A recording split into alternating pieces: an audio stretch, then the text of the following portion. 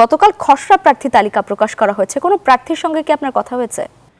লাইবা, আপনাকে ধন্যবাদ। আপনি যেমনটি বলছেন, এই মুহূর্তে রয়েছি জাহাঙ্গীরনগর বিশ্ববিদ্যালয়ে যে সিনেট ভবনে, যে জাকসুর যে নির্বাচন কমিশনার যেই ভবনে বসেন, এবং সকাল থেকে কিন্তু এখন পর্যন্ত বেশ কয়েকটি খসড়া থেকে যারা বাদ পড়েছেন, এবং এখন পর্যন্ত আমরা অনেকের সাথে কথা বলেছি। আমরা এখনও কিন্তু দেখছেন যে অভিযোগ অর্থাৎ আবেদনের যে হিড়িক সেটা কিন্তু পড়তে শুরু করেছে, এবং আমরা এই ফাঁকে যারা রয়েছে যারা প্রার্থী থেকে বাদ পড়েছে প্রাথমিকভাবে, আপনার সাথে একটু কথা বলি যে আপনারা তো এই আবেদন করছেন, এই মুহূর্তে আসলে কেন বাদ পড়েছেন, কোন পদে নির্বাচন? আচ্ছা, আমি জান্নাতুল ফেরদৌস আঞ্জুম, চারুকলা বিভাগ 49তম আবর্তন। আমি সহ সমাজসেবা এবং মানব সম্পদ উন্নয়ন বিষয়ক সম্পাদক নারী এই পদে আমার প্রার্থিতা জমা দিয়েছিলাম। এখন এটা হতে পারে আমি যে নমিনেশন ফর্ম ফিল আপ করেছি সেখানে আমার সমর্থকের কোনো একটি ইনফরমেশন ভুল হতে পারে, আমি এখনও পর্যন্ত শিওর না।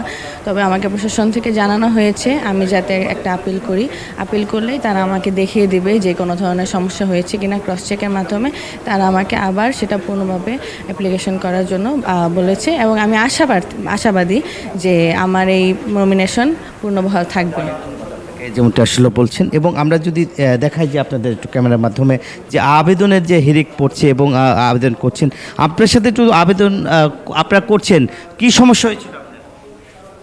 আমার খসড়া তালিকায় নাম আসেনি, এটাই আমি আর কথা বলতে চাই। অনেক ধন্যবাদ আপনাকে। যেমনটি বলছেন, আপনার সাথে একটু কথা বলি যে খসড়া তালিকায় আপনার নাম আসেনি, আবেদন করছেন, কি সমস্যা হচ্ছে, কোন পদে নির্বাচন করছেন? আসলে আমি করতেছি না, আমার ভাই করতেছে, তো ভাইয়ের সাথে আসছি এখানে।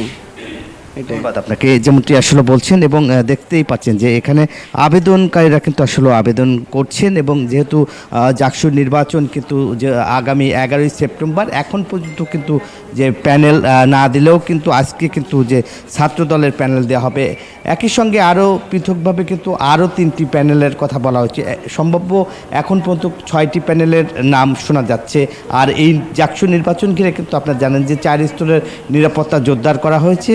একই সঙ্গে কিন্তু যে অন্য যে প্রার্থীরা কিন্তু আচরণবিধি লঙ্ঘন করে তারা কিন্তু প্রচারণা চালাচ্ছে। এই ছিল আমার কাছে জাকসু নির্বাচনের সর্বশেষ তথ্য।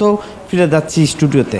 লাইবা, রাজশাহী বিশ্ববিদ্যালয় কেন্দ্রীয় ছাত্র সংসদ নির্বাচনের মনোনয়ন ফর্ম বিতরণের আজকে যদিও শেষ দিন, কিন্তু যারা নির্বাচন কমিশন রয়েছেন, প্রশাসনের কর্মকর্তারা রয়েছেন এবং শিক্ষার্থীরা বলছেন যে নির্বাচন পিছানো হতে পারে, এর ফলে মনোনয়ন ফর্ম সংগ্রহের যে নির্ধারিত সময়সীমা সেটিও পিছাতে হতে পারে। রাজশাহী বিশ্ববিদ্যালয় গত 2 সপ্তাহ ধরে পোষ্য কোটার দাবিতে শিক্ষক কর্মচারীদের আন্দোলন চলছে।